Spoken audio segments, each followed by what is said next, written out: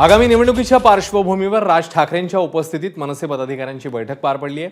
या बैठकीत निवडणुकांसंदर्भात मार्गदर्शन करण्यात आलंय।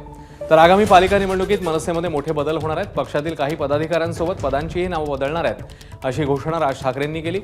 तसंच मराठी भाषा दिन हा सर्वांनी आपल्या कुटुंबासोबत साजरा करावा असे आदेशही राज ठाकरे यांनी दिले आहेत।